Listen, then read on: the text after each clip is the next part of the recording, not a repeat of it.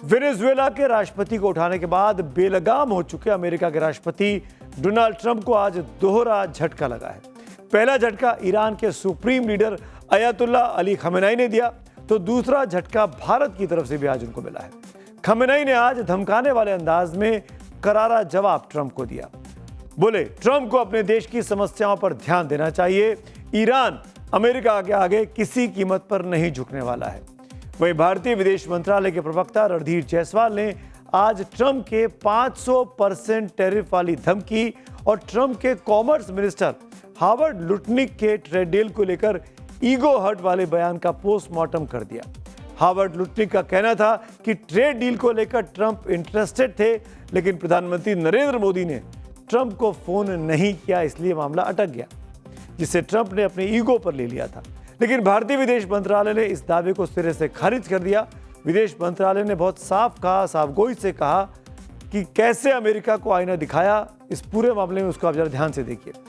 Iran की बात पहले करूंगा मैं और फिर भारत के रुख पर आता हूं। ईरान के सुप्रीम लीडर खमेनाई ने ट्रंप के नाम दिए पैगाम को पहले वो जानते हैं। क्या कहा खमेनाई ने? बात ईरान की चल रही है तो अयतुल्ला अली खमेनाई का ईरान का आक्रोश आग में धधक रहा है। विरोध के नारों की गूंज ईरान के 100 शहरों में एक साथ सुनाई दी। ईरानियों का प्रदर्शन अब हिंसक रूप ले रहा है और ये तमाम लोग खमेनाई के खिलाफ। 13 दिन पहले ईरान की राजधानी तेहरान से भड़की विरोध की चिंगारी अब तकरीबन पूरे ईरान में एक तरीके से खमेनाई के खिलाफ विरोध प्रदर्शन की आग में झुक गई है। महंगाई और इकोनॉमी को लेकर शुरू हुए प्रोटेस्ट के एपिसेंटर में अब सीधे ईरान के सुप्रीम लीडर खमेनाई आ चुके हैं। प्रदर्शनकारियों की भाषा भले ही ईरानी हो, लेकिन उनके नारों के भाव यही है कि सिंहासन खाली करो कि जनता आती है। ईरान के शहर रश्त में हुए इस विरोध प्रदर्शन को देखिए। यहाँ प्रदर्शनकारी हजारों की तादाद में है। भीड़ खमेनाई की मौत होके नारे लगा रही है। प्रदर्शनकारियों की जुबान पर डेथ टू खमेनाई और डेथ टू द डिक्टेटर के नारे हैं। कहा जा रहा है कि इन प्रदर्शनों को हवा देने में अमेरिका का भी हाथ है। लेकिन ईरान में प्रदर्शन एक तरफा नहीं हो रहे हैं, ये भी आपको पता होना चाहिए। प्रोटेस्ट सिर्फ खमेनाई के खिलाफ नहीं है, खमेनाई के समर्थक भी सड़कों पर आ गए हैं। वो भी अपनी ताकत का प्रदर्शन कर रहे हैं।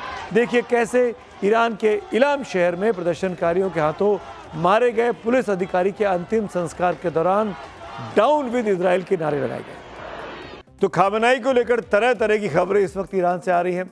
दावे ये भी किए गए कि खमेनाई रूस भागने की फिराक में। कुछ मीडिया रिपोर्ट्स में तो कहा गया रूस भाग चुके हैं। खासकर वेनेजुएला के प्रेसिडेंट के खिलाफ अमेरिकी एक्शन के बाद खमेनाई डरे हुए हैं। ये दावा भी कुछ मीडिया चैनल्स ने किया।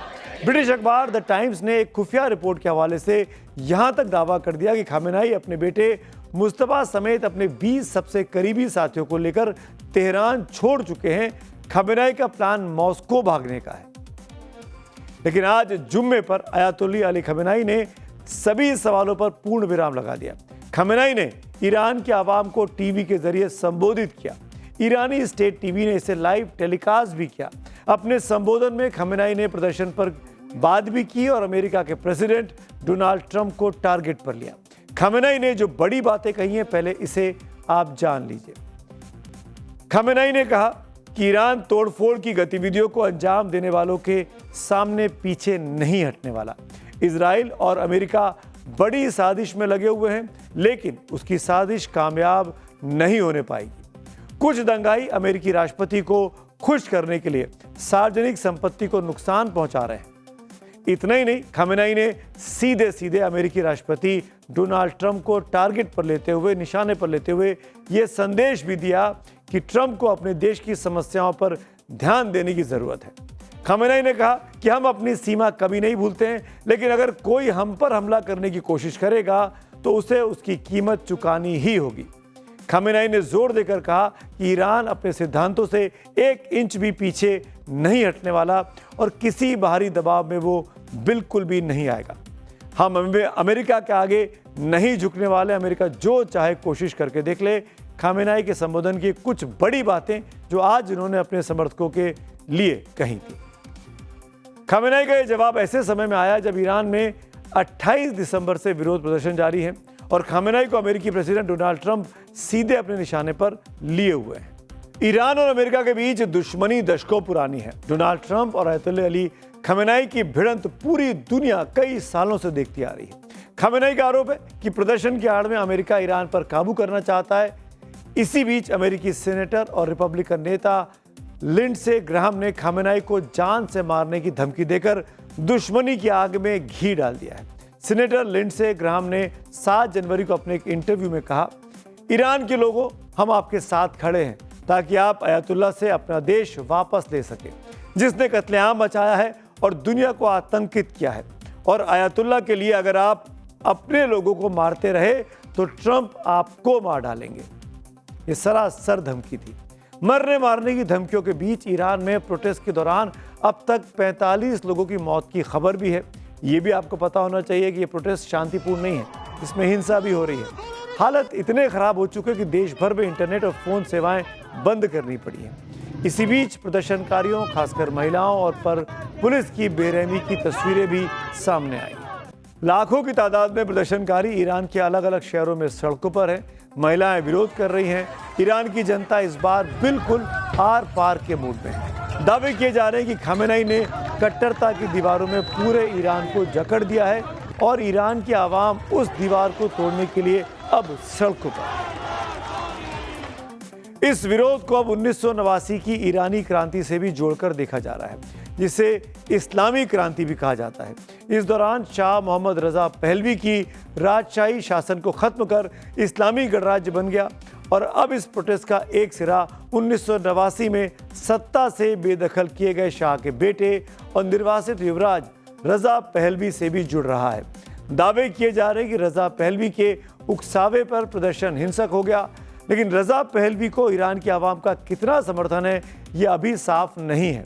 लेकिन ट्रंप वर्सेस खमेनाई का अगला राउंड जरूर शुरू हो गया है और कहा जा रहा है कि पहलवी को हवा देने के पीछे ट्रंप की सरकार है, ट्रंप का प्रशासन है। आगे बढ़ते अगली खबर की ओर। इस कहानी में भी ट्रंप ही केंद्र में है। आज भारत की तरफ से भी अमेरिका को करारा जवाब दिया गया। ये जवाब 500% टैरिफ को लेकर भी है और अमेरिका के कॉमर्स सेक्रेटरी यानी वाणिज्य मंत्री जो है हावर्ड लुटनिक ने ट्रेड दावे को लेकर जो किया उस पर भी भारत ने आज जवाब दिया है। दरअसल ट्रंप ने भारत पर दबाव बनाने का एक और मौका वो छोड़ते नहीं है। इस बार भी वही कोशिश है। इस मामले में उनके सेक्रेटरी भी पीछे नहीं रहे। अमेरिका से ट्रेड डील को लेकर लुटनिक ने दावा किया कि ट्रंप चाहते हैं कि नरेंद्र मोदी उनसे सीधे फोन कर डील पर बात करें। प्रधानमंत्री मोदी डील खुद फाइनल करें। पूरी डील सेट कर दी गई थी। ट्रंप खुद इसे क्लोज करना चाहते थे। इसके लिए पीएम मोदी को सिर्फ कॉल करना था, यानी कॉल भारत की तरफ से जाना था, लेकिन मोदी ने कॉल नहीं किया और ट्रंप ने इसे अपने ईगो पर ले लिया। ये कॉमर्स मिनिस्टर कह रहे हैं अमेरिका के, लुटनिक, हावर्ड लुटनिक। पूरी डील सेट थी। ट्रंप खुद इसे क्लोज करना चाहते थे। इसके लिए बस मोदी को, राष्ट्रपति को कॉल करना था। भारतीय पक्ष ऐसा करने में असहज था और मोदी ने कॉल नहीं किया। हमने सोचा था कि भारत के साथ डील पहले होगी, लेकिन मोदी के कॉल ना करने पर हमने इंडोनेशिया, फिलीपींस और वियतनाम के साथ ये ट्रेड डील पहले कर ली। ट्रंप के कॉमर्स सेक्रेटरी हावर्ड लुटनिक ने यह भी दावा किया कि भारत के देरी करने का फायदा दूसरे देशों को मिला, लेकिन भारतीय विदेश मंत्रालय के प्रवक्ता रणधीर जायसवाल ने आज प्रेस कॉन्फ्रेंस कर लुटनिक के दावे की हवा निकाल दी। रणधीर जायसवाल ने मोदी ट्रंप के बीच हुई बातचीत की फैक्ट शीट दुनिया के सामने रख दी है। उन्होंने आज कहा कि 2025 में मोदी और ट्रंप के बीच 8 बार चर्चा हुई। Prime Minister and President Trump have also spoken on phone on 8 occasions during 2025. We have seen the remarks. India and the United States were committed to negotiating a bilateral trade agreement with the US as far back as 13th of February last year, that is. Since then, two sides have held multiple rounds of negotiations to arrive at a balanced and mutually beneficial trade agreement. On several occasions, we have been close to a deal. ऐसा लग रहा है कि Donald Trump अब America के president कम और दुनिया के सुपर सरपंच के रोल में खुद को ज्यादा देखना चाहते हैं। क्या ये बेलगाम तानाशाही नहीं है? क्या ट्रंप अब सिर्फ अमेरिका की नहीं पूरी दुनिया की अर्थव्यवस्था को रिमोट कंट्रोल से चलाना चाहते हैं? क्या ट्रंप को अब कोई रोकने वाला नहीं है? आखिर ट्रंप और उनके टैरिफ वाले तिकड़म का इलाज क्या है? ये जानने के लिए हम बात करते हैं जेएनयू के मशहूर प्रोफेसर रहे, प्रोफेसर जो अर्थशास्त्री भी है, भारत के बड़े प्रोफेसर अरुण कुमार, जो इस वक्त हमारे साथ जुड़ रहे हैं। सर, बहुत बहुत शुक्रिया वक्त निकालने के लिए। सीधा सवाल मेरा, 500% टैरिफ की बात वो करते हैं, भारत को डर दिखाते हैं, वर्ल्ड -1 का मार्केट बनाने की बात आप करते हैं। क्या ये संभव है कि ट्रंप को अलग किया जा सके, अमेरिका को अलग किया जा सके और पूरी दुनिया एक तरफ आ जाए?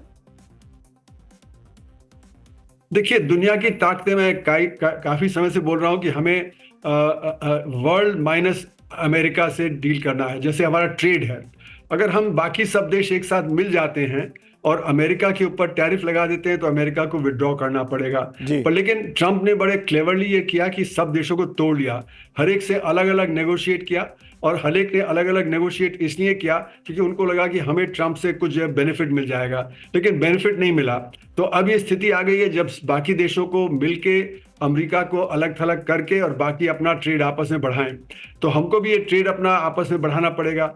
लेकिन उसमें भी समस्या क्या है कि सबका जो ट्रेड अमेरिका के साथ था वो जब कम होगा तो सबके पास सरप्लस ज्यादा हो जाएगा, और जब सरप्लस ज्यादा हो जाएगा तो हम एक दूसरे को बेचेंगे सस्ते दाम पे, तो एक तरह से डंपिंग शुरू हो जाएगी। और ये कुछ हद तक हो भी रहा है कि चीन सस्ता माल दे रहा है, भारत भी अपना माल सस्ता करके जो है बाकी मार्केट में बेचने की कोशिश कर रहा है। तो इसका असर ये होगा कि बाकी हम एक दूसरे के ऊपर।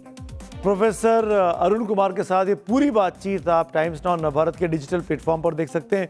लंबी चौड़ी ये बातचीत, हमने केवल एक अंश अभी आपको सुनाया है। अब वक्त हो गया है पब्लिक व्यू का। कार्यक्रम के आखिर में आ गया हूँ। जैसा कि हम हर रोज करते हैं, जनता की क्या विचार है हमारे शो के बारे में या अलग अलग स्टोरीज के बारे में, जो हैशटैग चक्रव्यूह विद सुमित अवस्थी के साथ आप लोग भेजते हैं। ये देखिए, मैं बारी बारी से आपको दिखा देता हूँ।